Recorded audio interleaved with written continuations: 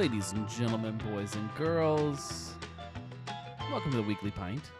I'm the Gnarly Gnome. This is not a show.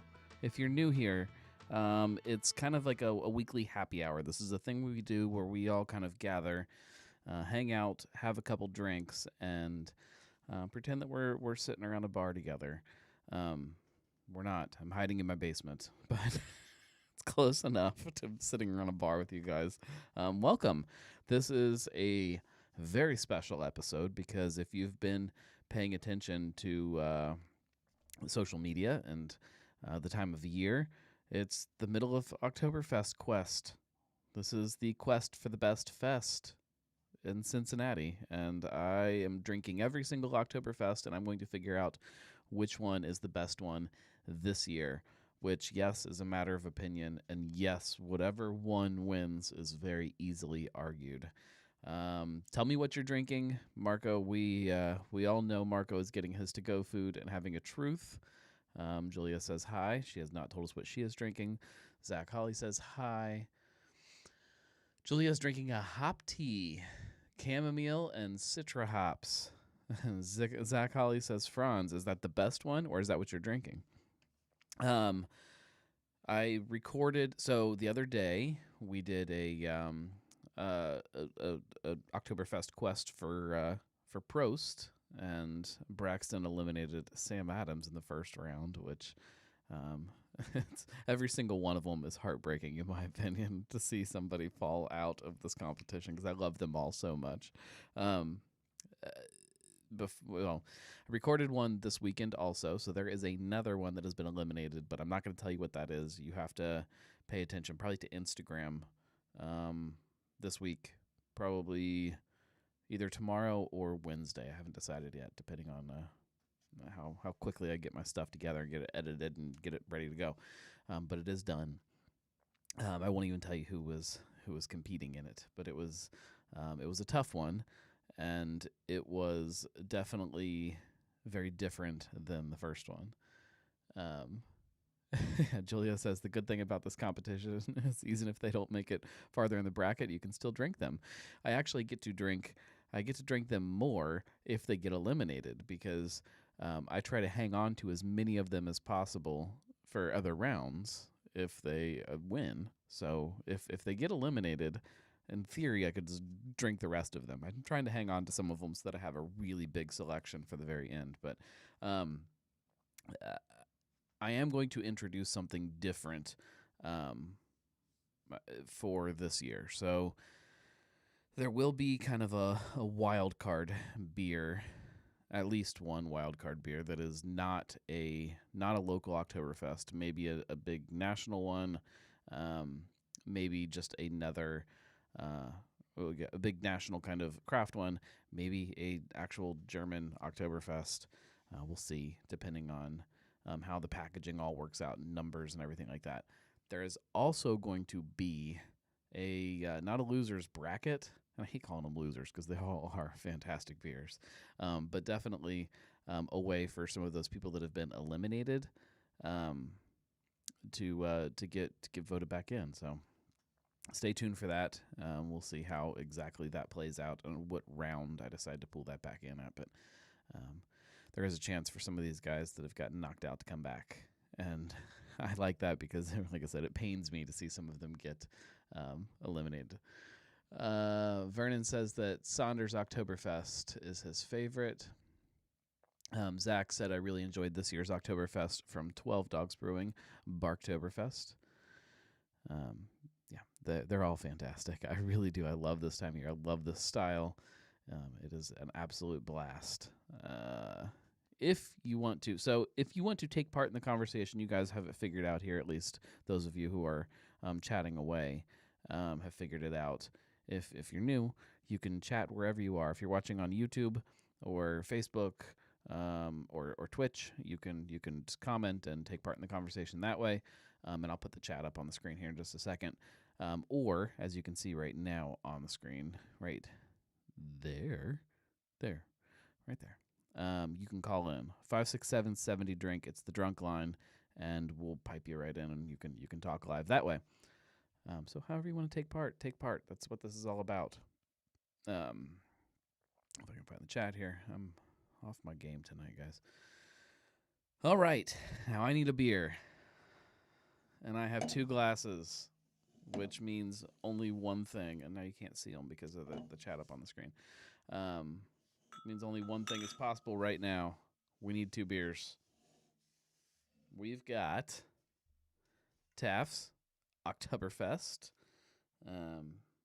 German-style lager. It is 5.7%, pretty on point for what everybody's doing this year.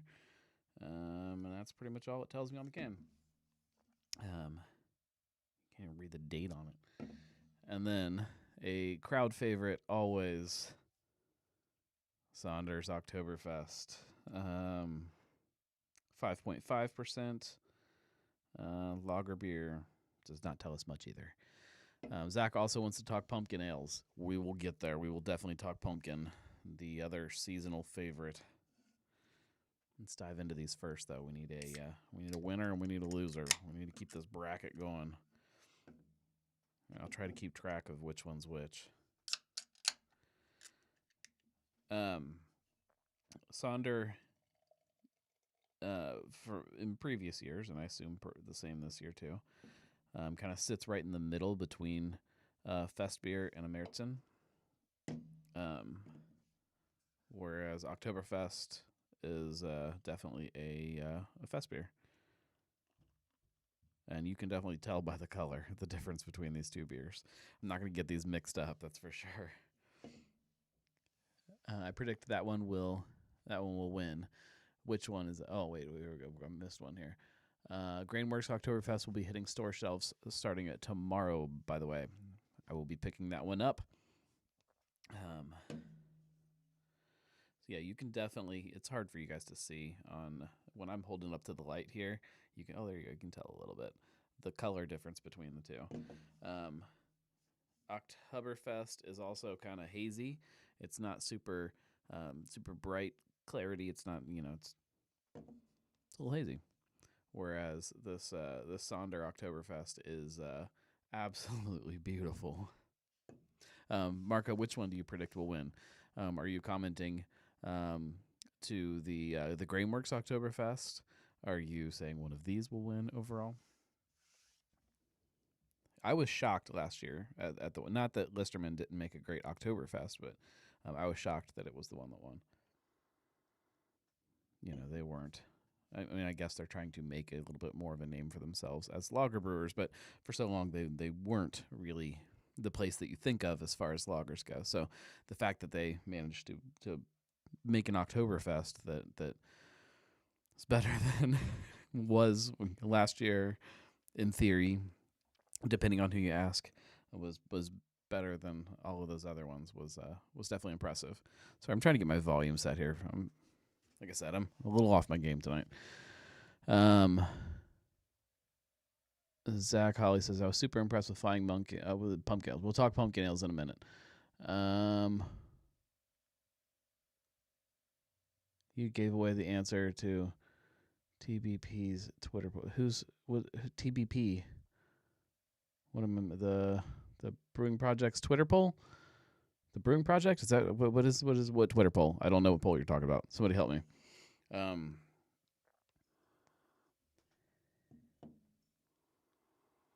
right. Volume could be a little louder still. A little louder. Check. How's that? Is that better? Right there? Right there? I don't want to get too high because then it starts clipping, but this should be right about where. I just have to remember to actually talk and not start mumbling quietly.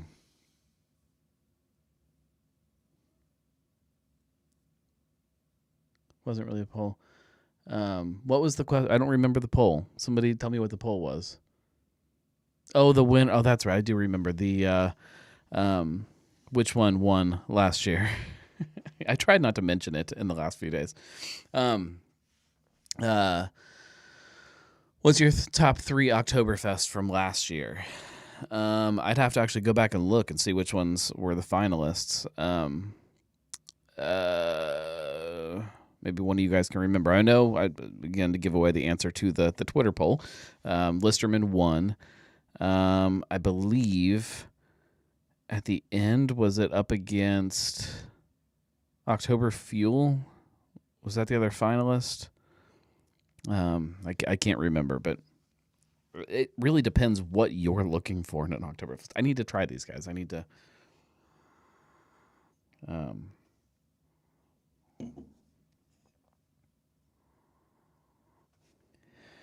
This is always so freaking difficult.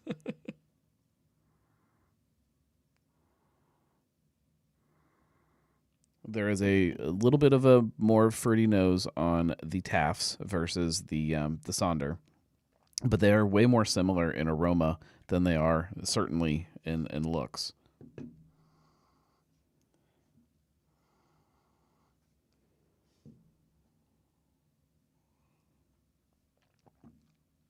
Top four last year: Grainworks, Sonder, Braxton, and Listerman. That sounds exactly right.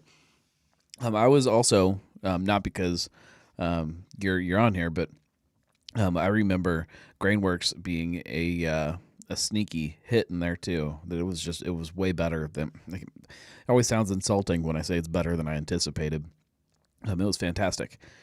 You expect, I guess, Sonder and Braxton to be putting out really great German style lagers. It's kind of part of their personality, but when Grainworks and Listerman are right up there with them, it says something.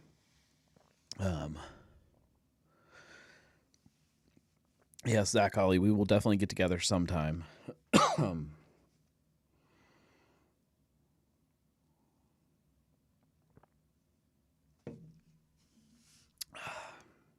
These both, this is exactly what I remember about these beers. Oktoberfest, straight on fest beer. It is way. It's not lighter. Lighter is not the right way to put it.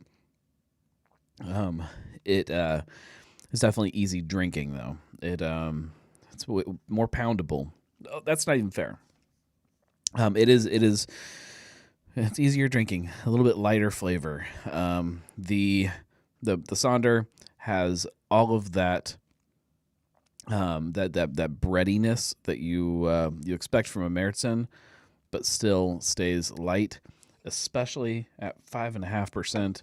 It sits lower than a lot of the other ones that I've had so far. Not that much lower, but I mean, just relatively speaking.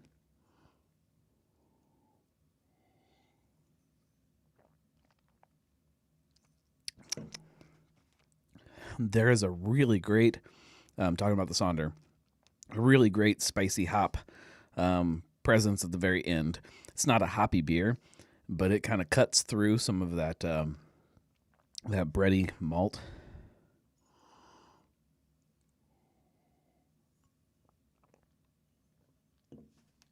This isn't even close for me. I mean, these are both great beers, but comparing these two, Sonder, hands down, takes this round. It is fantastic.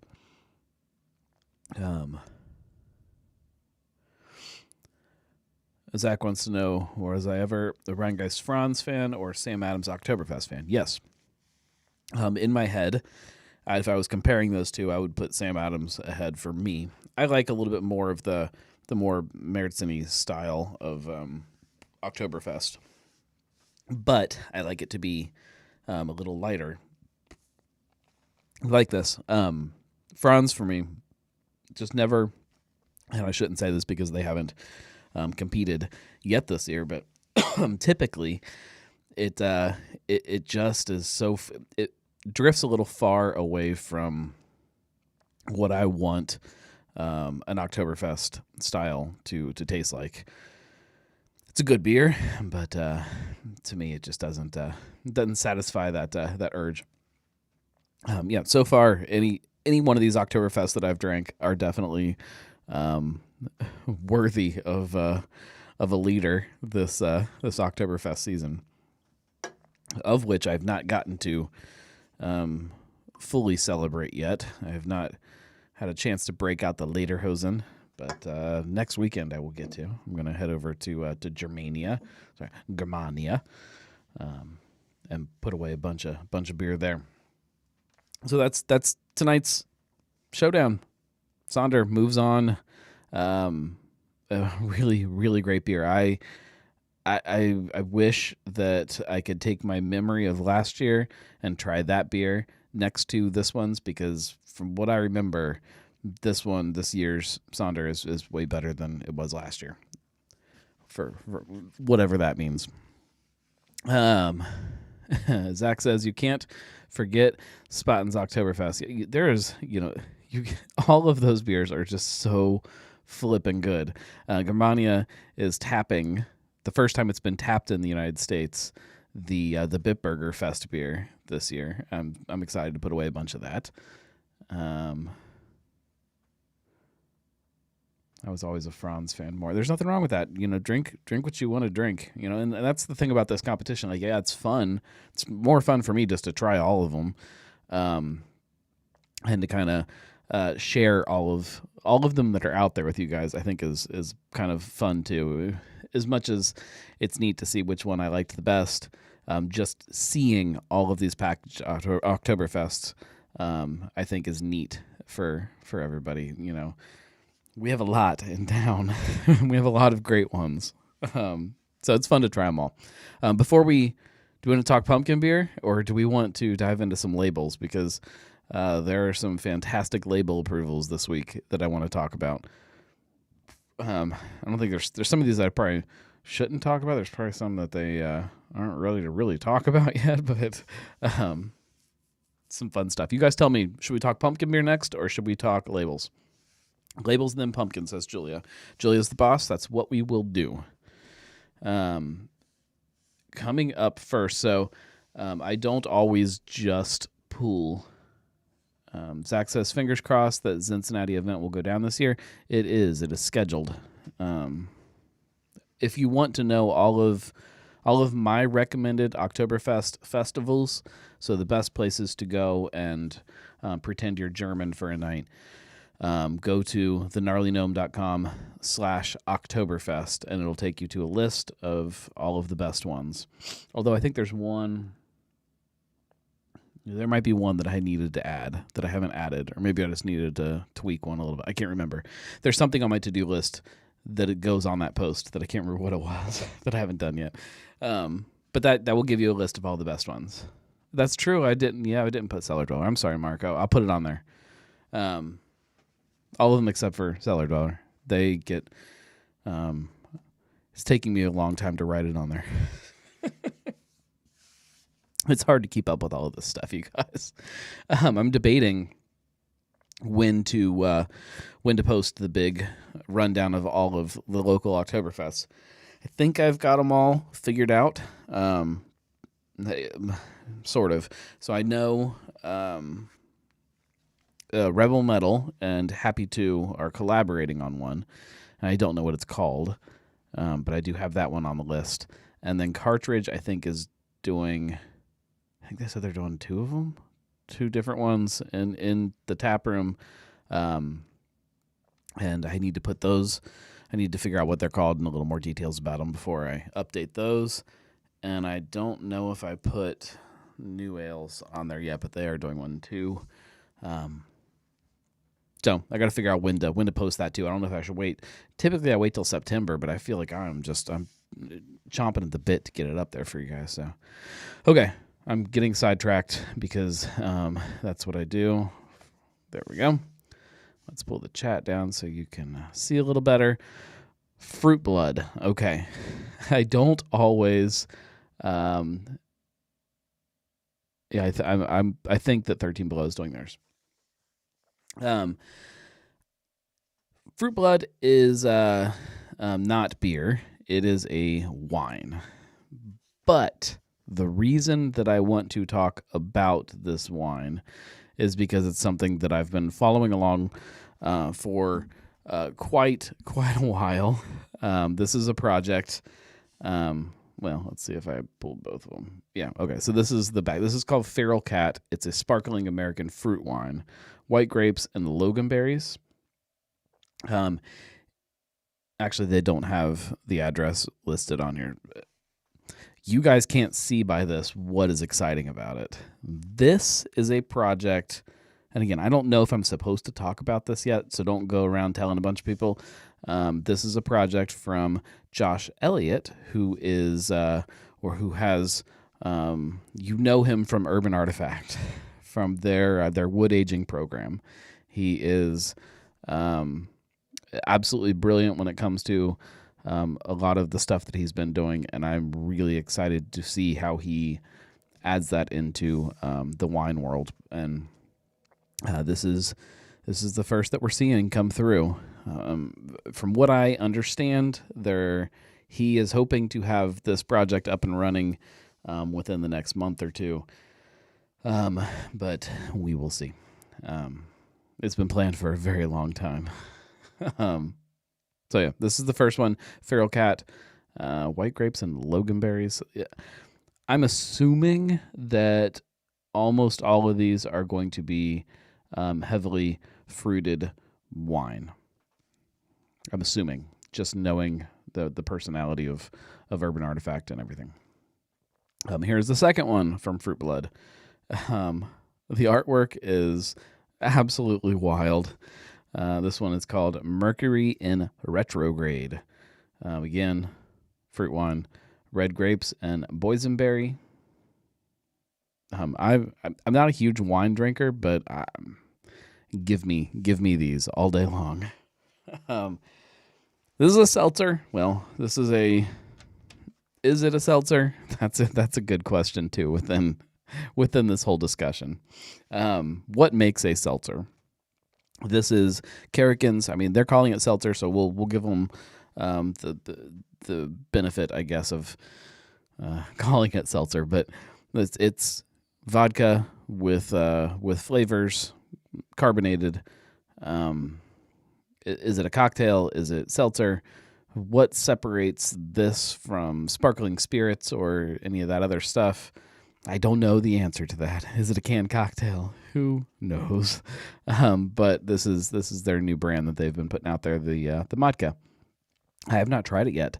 I was doing really good for a long time of trying definitely every local seltzer product, and really I was keeping up with even the national ones. Really good. I can't. The list is over there. I have a list of all of the seltzers that I've tried, and the last time I counted, it was like 180 something. And point is, I haven't tried this yet. I have no idea how delicious it is. I'm assuming that when you put it with vodka, you get a nice clean base, and then load it up with some flavors and carbonate the crap out of it. It's going to be delicious. Maybe I'll try it soon. I have a show scheduled at Kerrigan in the near future. It's a brewcast, so we will definitely be talking beer. But when you go to a place like that, you're going to talk about some other stuff too. So maybe I'll make some videos. Maybe we'll do some other stuff. Here's another one. This is the Blood Orange. I really like the branding on these. It's bright and distinct, I guess. And then here's the third one. This whole world of canned cocktails, seltzer, fascinates me. I don't know. I don't know what any of it is, and I don't know where it's going. Rheingeist. This is a label approval, or a collar approval, not a label. So this is not a packaged beer. It is a keg of barrel-aged cherry cordial ink, aged in bourbon barrels with cherry, lime, and natural flavors. We've seen this before, I think. The cherry cordial, pretty sure. Big giant beer, 12.5%. Julia said, I want the word habanero to be out of the last Kerrigan one. So this one, the pineapple mango habanero. Yeah, I am not a spicy beer fan typically. That being said, when we were brewing Big Sis, Andy from Alexandria brought his mango habanero. I guess it was an IPA maybe. That was just absolutely phenomenal. Blew me away. and got me thinking that maybe I need to try more of them because it was so good. It's hard to balance, is what I've found. Like, it seems like you either just have too much of the spice and then you just all of a sudden lose the actual beer, or just not enough. And his was dead on. I mean, you got the mango really, really quick right off the front, and then the habanero kind of came in like in the back of your throat at the end. Oh, it was so good. Zach says, I feel like styles with spice are too much. Yeah, they definitely can be. So here's Cherry Cordial Ink. But guess what? We have another one too. This is the label. So you barrel-aged Imperial Stout bourbon barrels. Same beer. Just in bottles. So they, I think all of, from what I can tell, all of their barrels now are New Riff. Their entire barrel-aged line. I don't know if you've ever looked at these labels and just taken a minute to appreciate them, like with those rings with the tree trunk. I'm really impressed with some of the stuff that Rheingeist is doing. Most of the stuff that Rheingeist is doing, I should say. Here is another collar from Rheingeist. This is Cigar and a Waffle, Belgian-style Abbey Ale. I'm curious about the name. I don't know how a cigar plays into that. Zach wants to know, when does that drop? I don't know. So these are just label approvals. These, in theory, now I'm pretty confident that we'll see all of these, but in theory, when a label goes through the TTB, there is no guarantee that they will be released ever, or if they are, when. It is up to, obviously, the brewery. This just means that they are allowed to release it. I should put that disclaimer at the beginning of all of these. Hang on, I need to drink some beer, guys.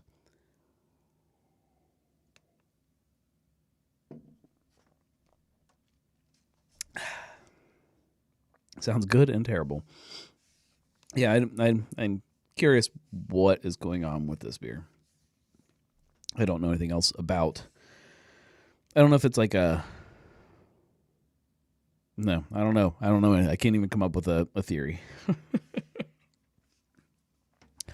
Another collar. This is for a honey double IPA, Imperial India Pale Ale with orange blossom honey.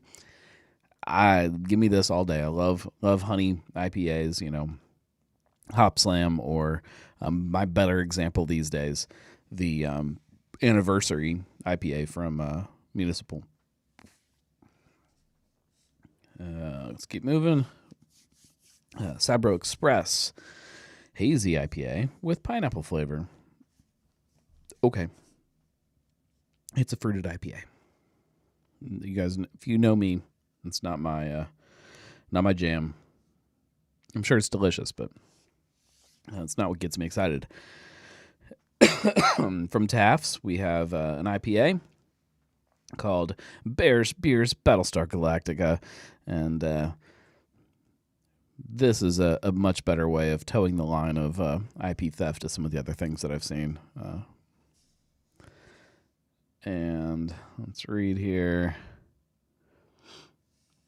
Identity theft is not a joke, and neither is this beer. Inspired by the show that makes us all think about a paper more often, this IPA boasts of citrusy aromas and dank hops that are bold enough to complement Jim's pranks. 6.7% and 67 IBUs. Yeah. I'm all about that.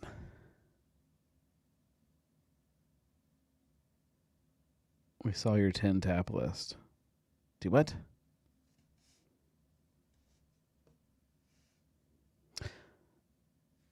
My 10 tap list. Oh, gotcha. Going back to the hoppy beers are not my thing. Yeah. Sometimes I get confused. There is a little bit of a delay too. So like when I see your comment, it's based on something that I said like 30 seconds ago, and my brain does not work that way when you're on Sonder Stories. I got it. I'm on the same page now. This one, this is really exciting. If you were ever a slide rule fan, which there had to have been a lot of us that were, it was really sad to see it go away.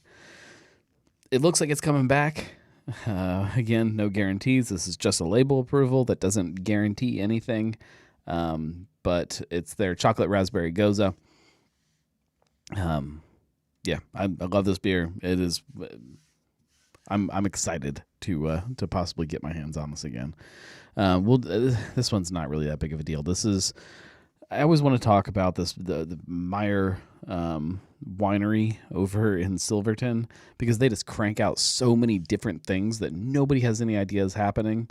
And this is one that they're doing for West Virginia, Fruit and Berry, some kind of wine that they're putting out there. It's just interesting to me that they are making so much stuff. Produced and bottled by West Virginia Fruit and Berry in Silverton, Ohio. It's so weird. Let's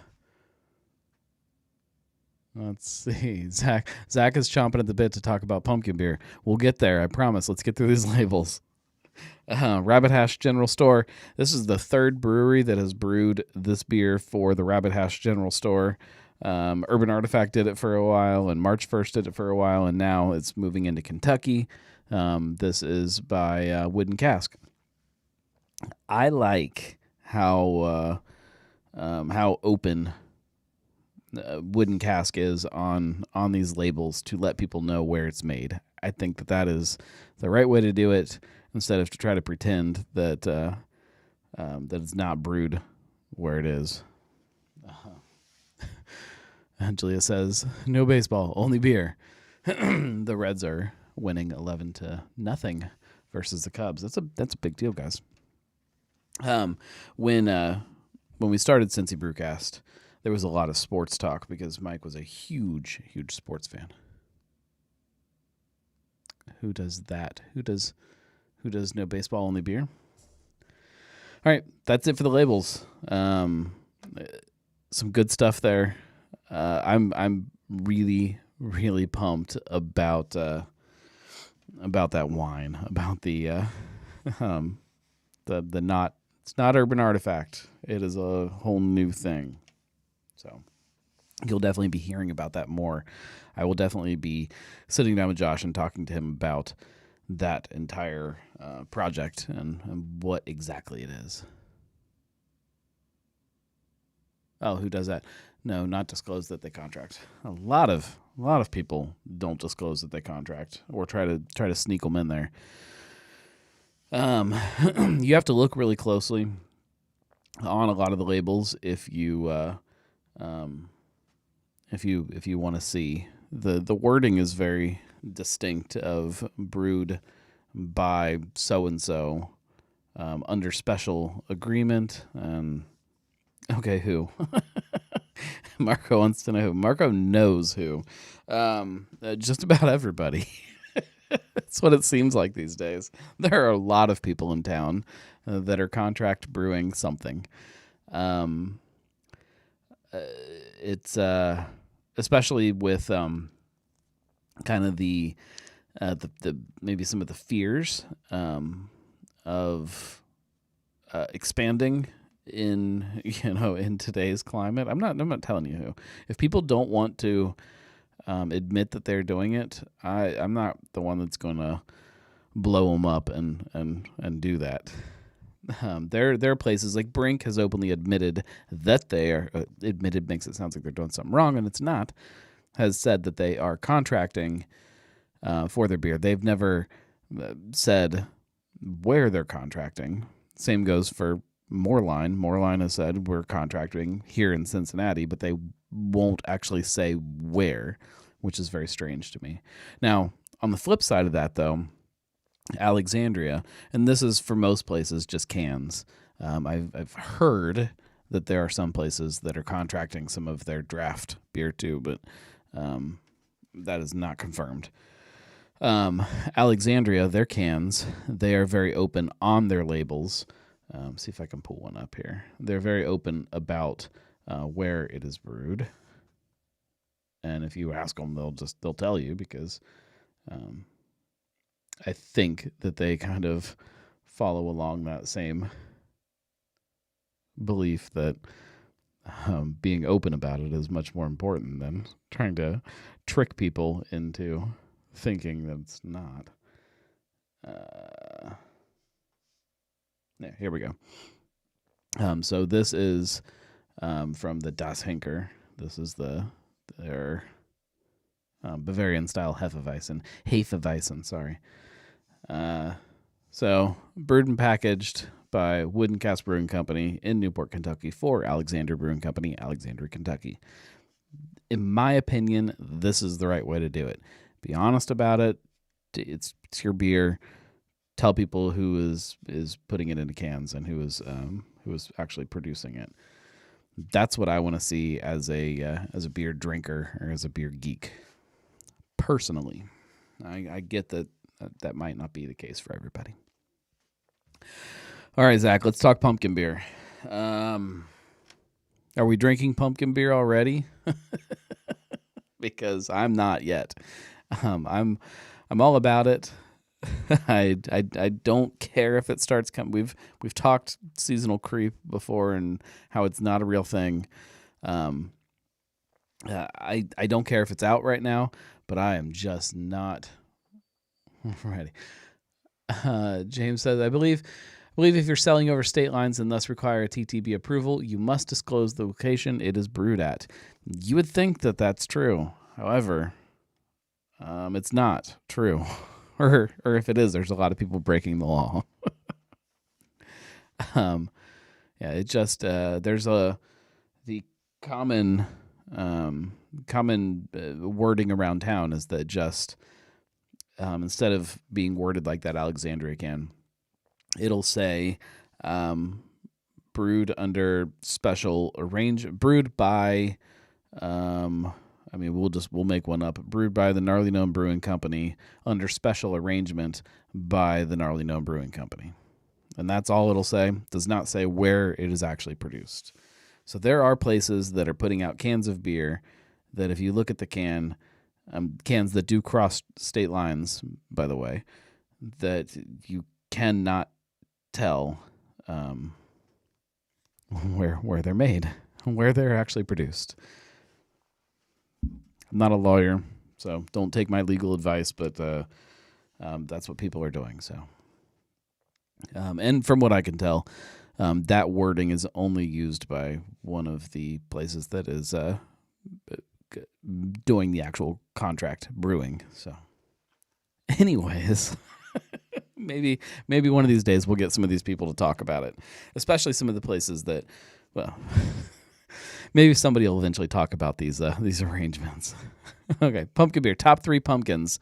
All right, I do not drink a ton of pumpkin beer, so top 3 off the top of my head. Top 3 pumpkin beers off the top of my head. Well, Pumpkin is back. I have not had it this year, but it has to be. It has to be in the running for me. I have a hard time not including Pumpkin. It's not local, but my God, it is good. And then I'm gonna go different than your picks here, Zach. I'm gonna go Flesh of the Pumpkin by Alexandria. It is fantastic. After hearing, I don't know if you guys have all listened to this week's Brewcast up at New Ales. After hearing them talk about their pumpkin beer, though, I might need to drive to Middletown to try their pumpkin beer because it does sound good. I like actual pumpkin in my beer too. I think it's fun and adds a nice gordiness to it. Matri's pumpkin was decent. Warlock over pumpkin, I can definitely get behind that. But pumpkin is good. Marco says you might be surprised, but I did listen. It's work now, right?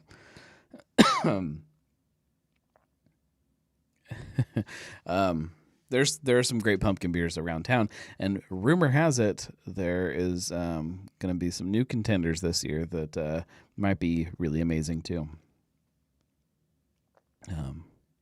I don't know if Sean knows anything about that. Sean is one of the biggest pumpkin beer fans that I know. All right. From the TTB website, mandatory label information includes a city and state of bottler packager. Again, this only applies if you're selling across state lines, and we need TTB approval cola.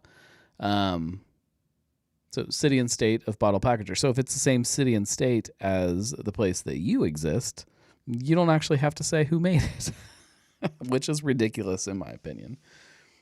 Zach wants to know where he can get the Alexandria pumpkin one. Guess where you can get it? Alexandria, Kentucky. Unfortunately, Alexandria is just not cranking out enough beer to get it out there wide enough yet. But it is definitely going to be on tap in their tap room. So you should get down there and drink it there. I have Arche's Twitchy Bitch waiting for me, which is our big imperial stout that is set on pumpkin spice whole bean coffee from Pearl Coffee Company. We add a touch of habanero to keep things interesting. That sounds delicious. There may be just a hair of distro. I doubt it, but there might be a keg that sneaks out to something. I don't know. They're one of those places that is just having a tough time keeping up right now with how much beer they need to make. Hence why their cans are coming from wooden cask. You sometimes you just can't keep up. So everybody says it's a good problem to have. I think a problem is a problem. Marco wants to know if Julia is bringing that to the show.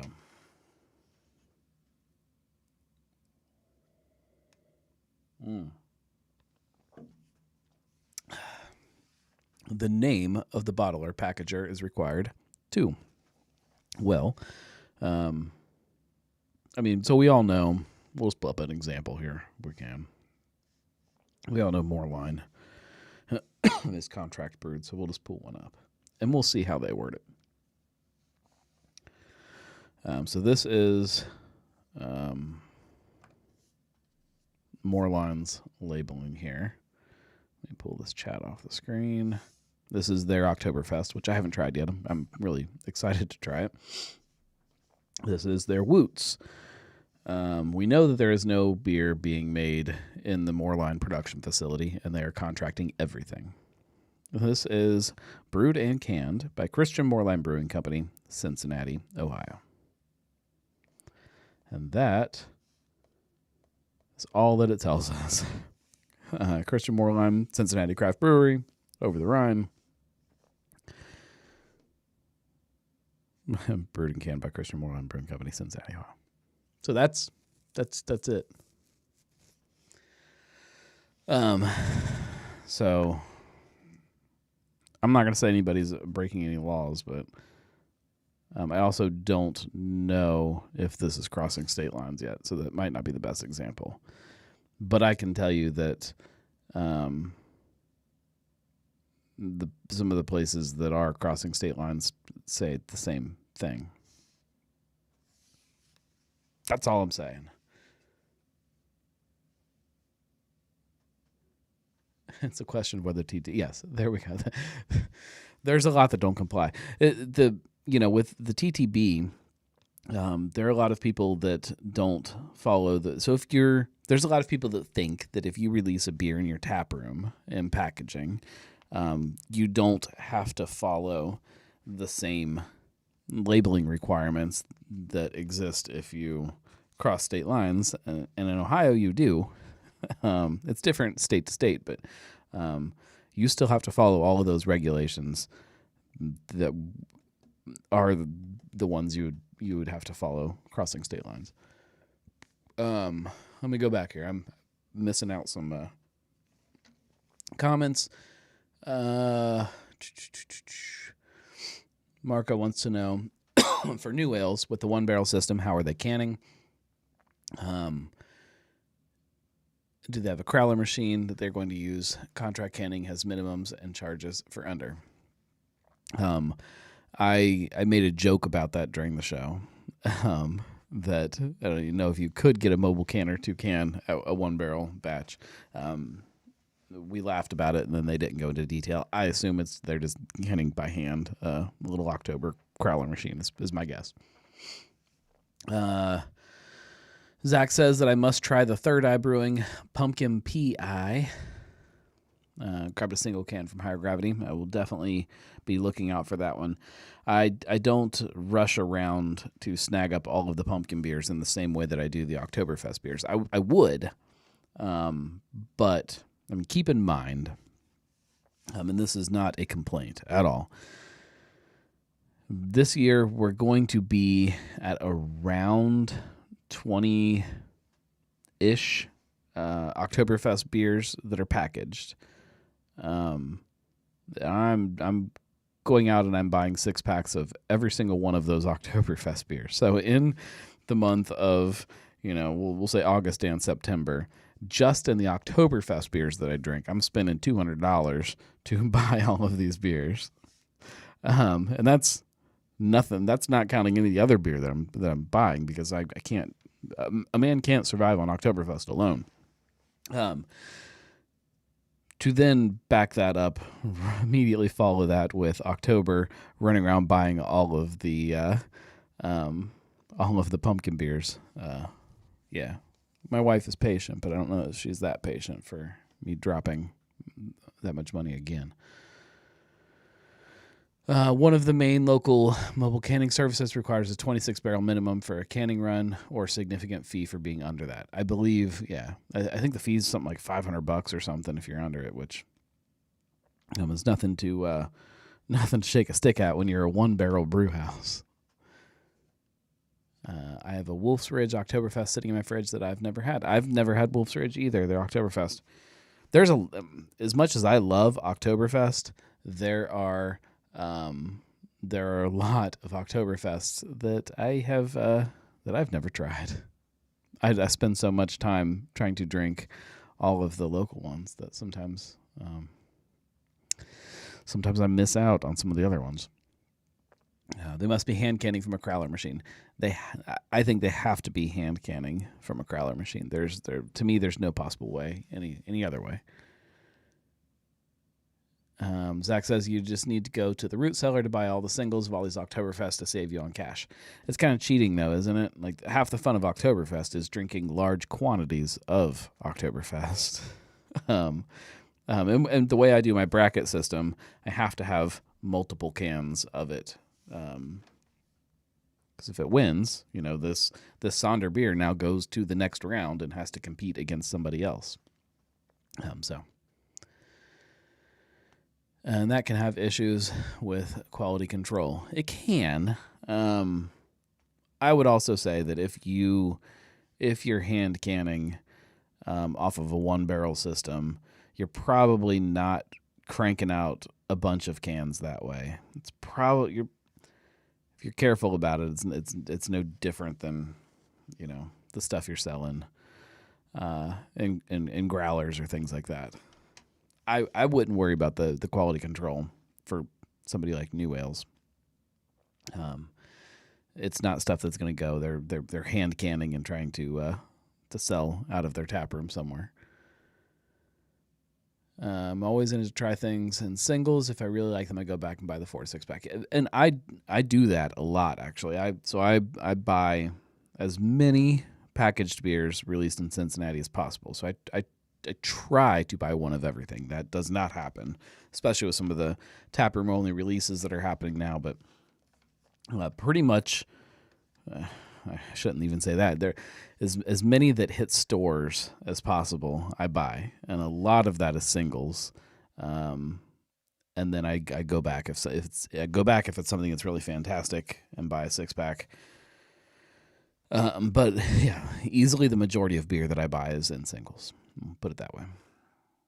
Except this time of year. My main fridge, so I have a fridge here in the studio that is a lot of those singles. Every time I drink the first of any beer, I take notes on it and take pictures of it and all kinds of stuff. And then after that, it's fair game. But those go in this fridge here, and then there is a fridge out in the other room here. That's where the bar is, and that fridge right now is packed full of Oktoberfest beer. There's some other stuff in there, but for the most part, it's pretty much all Oktoberfest. Just tons and tons of Oktoberfest. The number is up on the screen: 567-70 drink. 567-703-7465. I am curious for everybody. Do we all put Oktoberfest and pumpkin beers in the same category as far as the season? Like, to me, they're two distinct, separate seasons.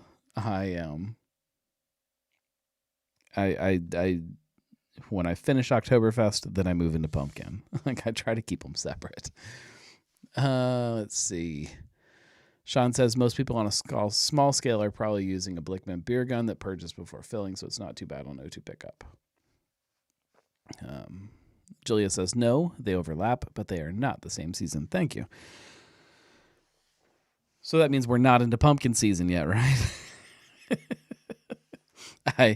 I'm all about drinking Oktoberfest. I can't bring myself to dive into that first pumpkin yet. Not that there's anything wrong with it. I don't know. I'm just not ready. It's always pumpkin season.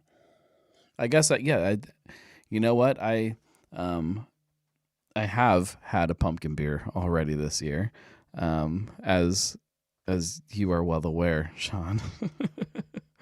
I assume this is Zach. Hey, what's up, Gnarly? What's up, buddy? What's up? How are you?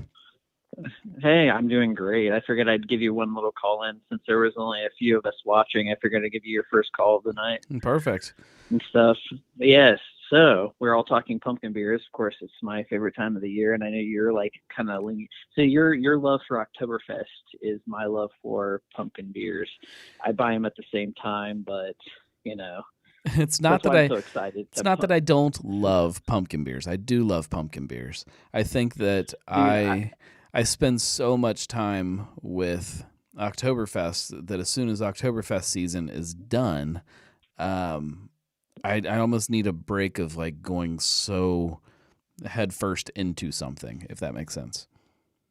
Oh, it totally makes sense. And the argument that always comes up with people, friends, and then of course my group on Facebook is a lot of people are thinking it's way too soon because by the time October rolls around, when most people do get it, all the pumpkin beers are gone.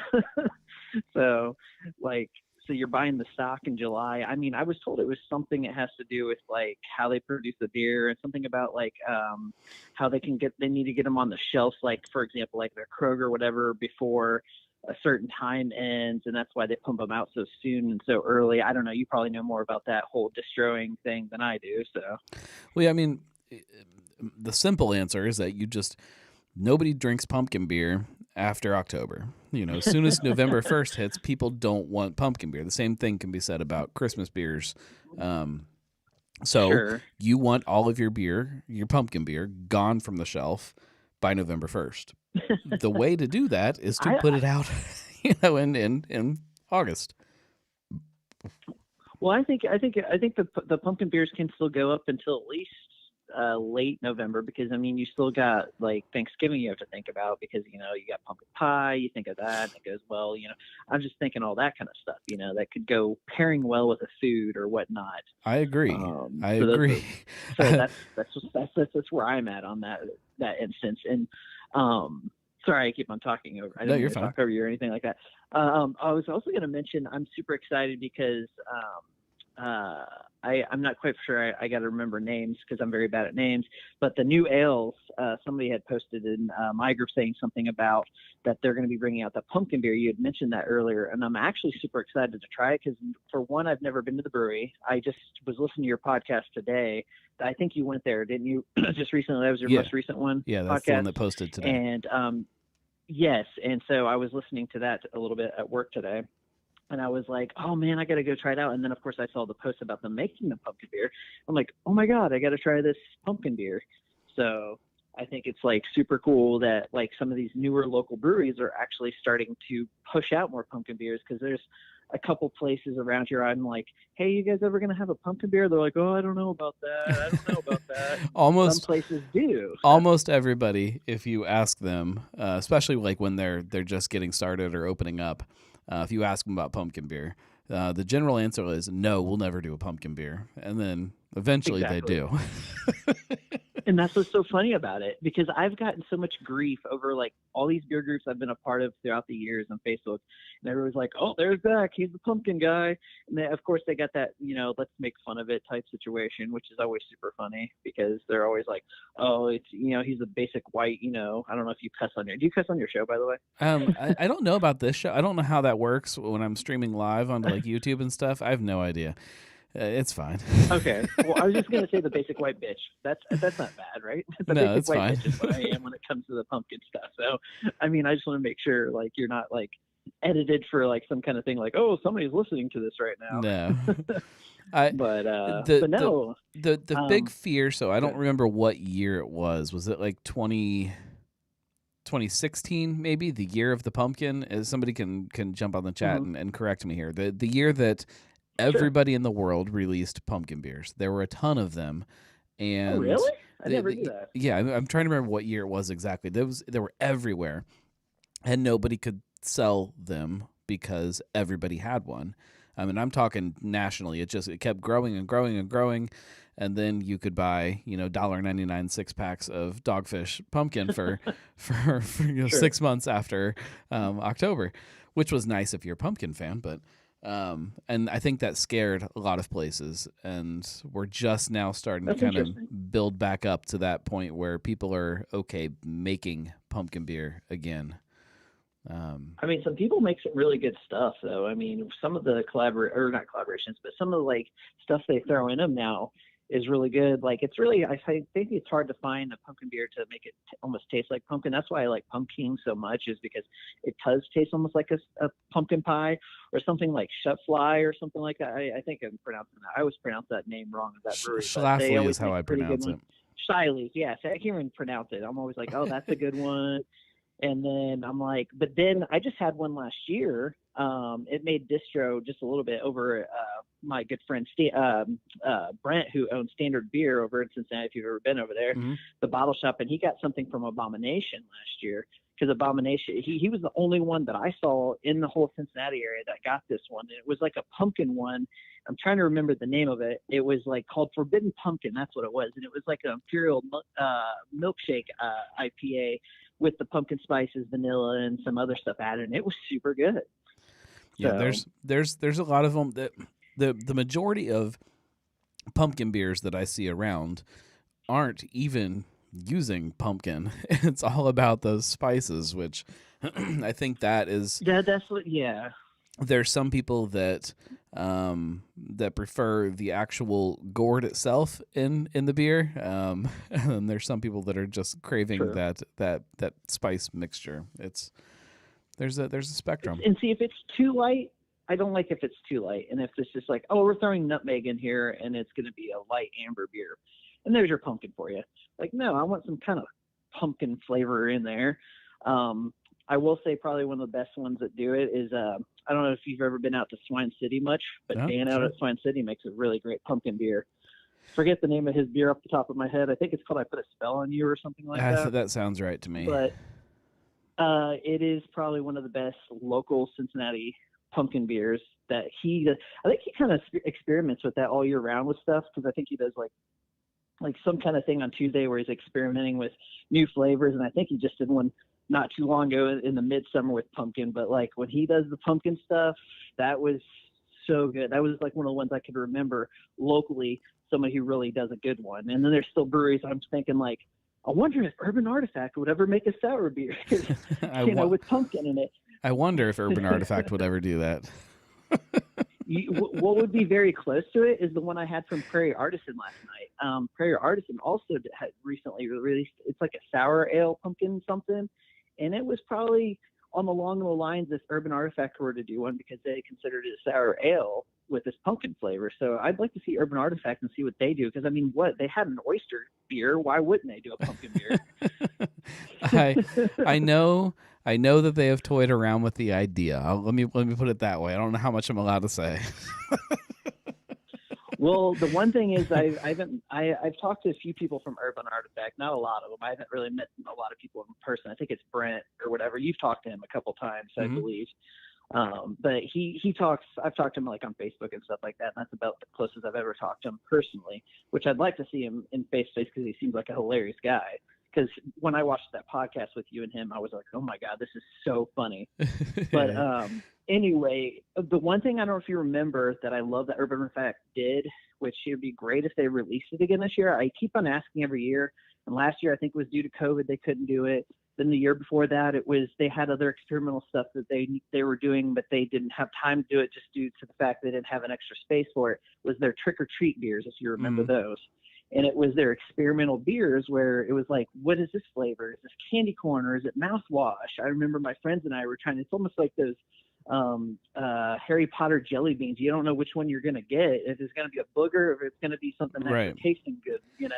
So that's what they did with their trick or treat beers. Yeah, the plan last year was to do it at Christmas time and do I believe a mixed pack of flavored seltzers. And they production wise they couldn't get it together and get enough space to actually make it happen. That's interesting. If I remember right, I had Brett on for a Christmas show last year because the way Sean White is about pumpkin beers, the way you are about pumpkin beers, Brett is that way about Christmas beers. And I believe he said, I like those too. I believe he said he was going to work very hard at making some kind of 12 beers of Christmas happen this year. Oh my God, that would be so phenomenal. If it's arguable that it's on the fence of being too early to talk about pumpkin beers, it is definitely too early to talk about Christmas beers right now. Dude, I'm not ready for that. That's awesome news to hear about that because. I mean, one of the best. I mean, still on the Urban Artifact thing. I think it was around this time, or it was close to around between fall and Christmas, or fall and winter. They had one of my all-time favorite beers they didn't get to do last year, which I'm hoping they do this year. Was I think it was Operation Plowshare with the coffee. That was probably one of my all-time favorite variants they had ever done, and I'm hoping they do it again this year. But since you're talking about all the other holiday stuff. That whole 6-pack seltzer thing, whatever, with them Urban Artifact doing the new seltzers, I'm really digging what they're doing. I have a peach I still yet have to try in my fridge, but I've not yet tried. But the seltzers are pretty interesting for what they're doing with the whole seltzer game. I mean, hell, since we're on the topic of still talking about fall stuff and beer, I mean, I don't know how often you go to a Bud Light or whatever. I know some people are weird not about often craft beer, but I will say I'm actually pretty excited because I saw Bud Light's actually releasing their version of a seltzer of all these like a maple something. It's all fall flavors, like maple pecan something, and there was all kinds of different flavors for the fall this year. They did that last year too. I think like a plaid something or other pack. Yeah, it's like plaid. I didn't know they did that last year. and from what I heard listening to Shift Beers, if you guys are Shift Beers fan, listen to them. It's another podcast. They drank them all and they made them sound very delicious. But no, and that's not only do I not run around buying seltzer as much as as much as the American public, Bud Light seltzer is even further down on that list. What I think is cool about pumpkin beer is that you can be one of the tiniest breweries in town, be it New Ales or not that Swine is the tiniest brewery in town, but they're maybe not known the same way as a Mad Tree or somebody. You can dive into something like pumpkin beer and do it great, and all of a sudden, I agree, people will start to know you because of that. The Pumpkin Geeks, we need a fun name for Pumpkin Geeks. It'll put you on their radar, and then in turn, let more people know about you just because you do this geeky thing that is, to me, a huge part of craft beer, but maybe is a little more niche.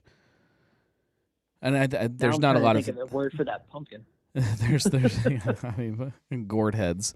You Well, know, I was going to say pumpkin tears or something. I don't know.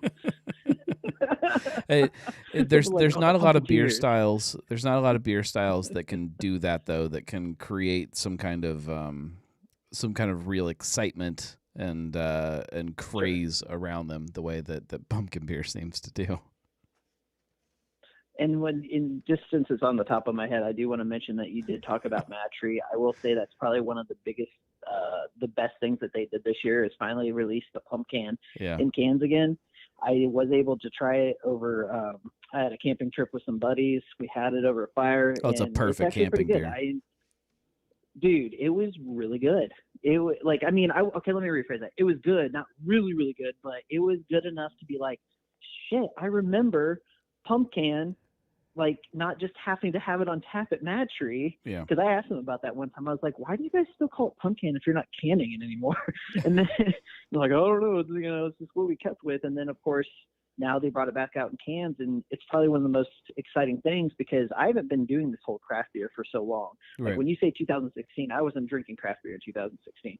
I didn't start drinking craft beer probably till maybe I want to say 3 or 4 years ago now.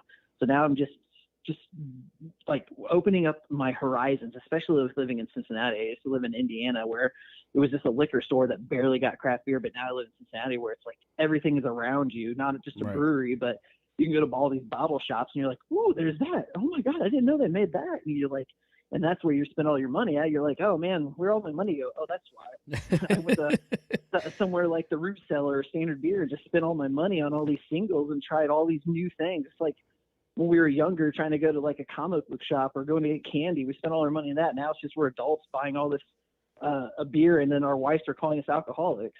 So trust me, my wife said this to me before. My wife drinks just as much right alongside me. Well, you know what? You're a very lucky man. My wife cannot stand craft beer half of the time, and the only time she's ever gone to places is a few places like Sonder when we tried the root beer stand one. Because she remembers root beer stand growing up around this area, so she enjoyed the IPA, the frosted one that they did. Right. And then, of course, she went with me to Third Eye a couple times, and she liked a few things from Third Eye that they had. But other than that, you won't see her step foot in a brewery. It's usually me going with some friends or something like that. But she actually started this beast when she introduced me to Rheingeist when we were dating, and so ever since then, that's why I'm so hard on her Rheingeist, fault. and I love Rheingeist so much. It pretty much. She's like, I created this beast, and people give me so much shit for Rheingeist, and I'm like, this is why I love Rheingeist so much is because it was my first craft brew experience. Right. So it's like my first brewery that I'd been to, and I still love that they're still independent to this day. They're not just like, they didn't sell out to some big man, or they're not just like, oh, we might as well sell a contract over to Budweiser or something like that. Right. So, well, that's a big thing. If you guys like the pumpkin talk, as of right now, I mean, all of this is subject to change. I do have penciled in on the schedule for late October a pumpkin spiced celebration as an episode of Cincy Brewcast. So stay tuned for that. We won't be drinking every pumpkin beer in town, but we will be drinking some great pumpkin beers and talking about pumpkin beers. And I don't know exactly because it's too far away to plan. But no, you're fine. I need to find a way to meet you up to do some of this pumpkin beer drinking with you. Just have a segment where I'm just like, hey, that's our podcast. We'll have the Gnarly Gnome Zach Colley guest special. The guy who loves beer. We'll get that other guy that loves pumpkin spice too. We can all just talk about how much we love pumpkin spice. That other guy's hard to get. He lives too far away. Sean, schedule a weekend down here, and we'll bring you in on the pumpkin show.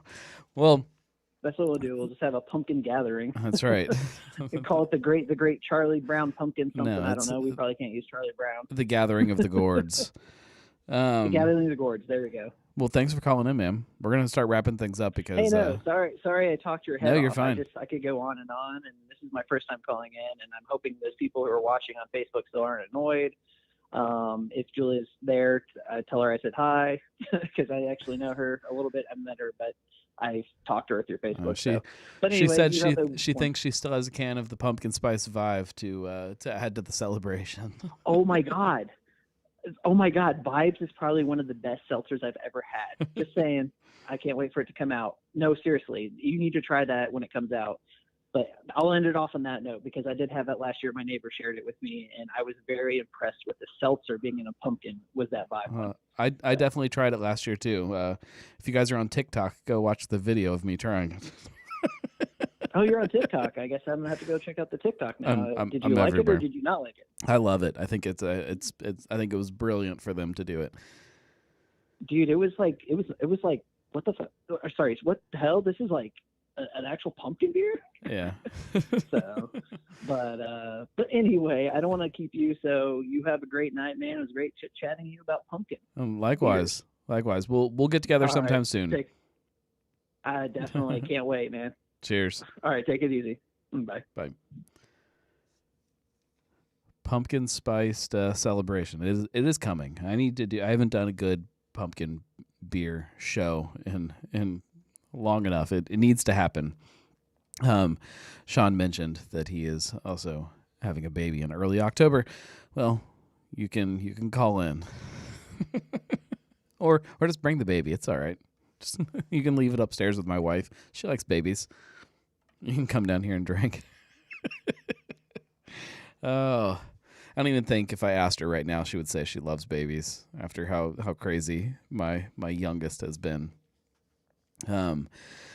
So, I mean, there is some fun stuff on. I guess I could talk about some of the stuff that's on the calendar. We have this immediate next episode is still kind of in flux, I believe. I have a couple things that I'm working on that haven't really.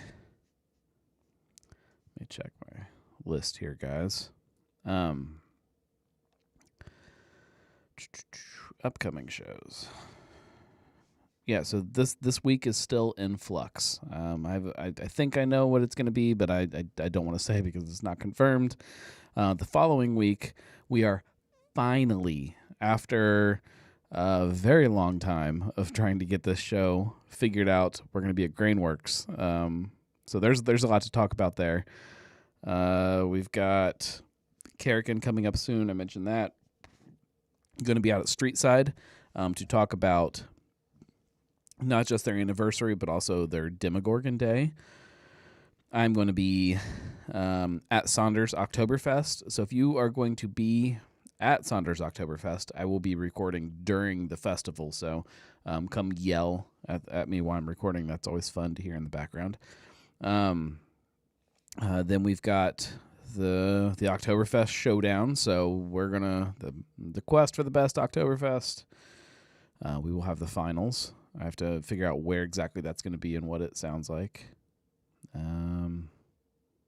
Yeah, I mean, there's a bunch of other stuff on it. I have started penciling in to the end of the year, so I have planning going on through Volume 7, Episode 40 already. So lots of stuff coming, lots of fun stuff.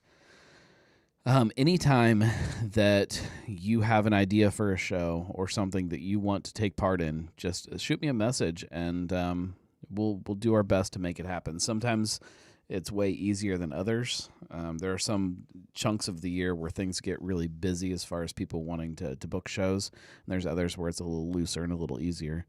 But just shoot me a message. Like, Zach, I will do my best to get you on the pumpkin spice celebration. Depending on how that ends up playing out, but we'll definitely do my best. So anytime you guys have ideas for things, let me know. That's how we keep all of this going. It's not just about me. Actually,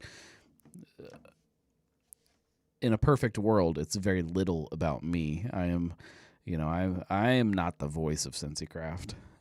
All of you guys are, and all I do is provide the platform for that to happen. So, thank you guys for hanging out. This was a little long tonight. We're like at, what time is it? 10:30? Yeah, I'm going to be in trouble. Another phone call coming in. Hang on. Hey, you're on the Weekly Pint. Who is this? Yeah, hey, no, what's up? It's Marco. What's up, Marco? Hey, buddy. Just want to know if we can throw you a life preserver or whatnot. When is the gnome able to get out and maybe record, a podcast? What day are you thinking? I'm just trying to think. Can Julia For this and week? I? Yeah, for this week, can Julia and I help by saying, "Hey, we're recording tomorrow," or is it something like, "Hey, Wednesday or Thursday"? What are you thinking? Don't know yet. I have to. So I have one thing that's kind of in the works, and if that doesn't pan out, I have to make something else happen. So, I Okay. will. I'll be in touch. Yeah, I mean, just be in touch because Julie and I, we record a podcast. I don't know if everybody knows about it. It's called Truth, Beer, and Consequences. We recap all of the Cincinnati craft beer podcasts, and we hope we don't get too many consequences as the host of that podcast for what our version of the truth about those podcasts. I hope everybody has as much fun listening to the episodes as we have creating the episodes. We tape every week. I won't tell you what day yet. Eventually we'll tell you what day. We tape every week at BC's Bottle Lodge Montgomery, and our producers Kenny and Brian have been great producers so far. Follow us on Truth Beer Pod on Twitter, and I hope everybody listens. But if we could have bailed you out, that would have been great. If not, there's still a chance. Cellar Dwellers Oktoberfest is coming up, and I noticed, and you did comment that you were in the works trying to squeeze that in. That you were going to put that on your. It'll be on there tomorrow morning. Oktoberfest you need to go to. It's going to be a great time. We have the Naked Karate Girls, and no, I'm not talking about my friends from high school. This is the Naked Karate Girls band on Friday, and then we have a band on Saturday. We have a bunch of cool stuff going on. We're going to have our Oktoberfest, which was one of your favorite Oktoberfest back in 2019.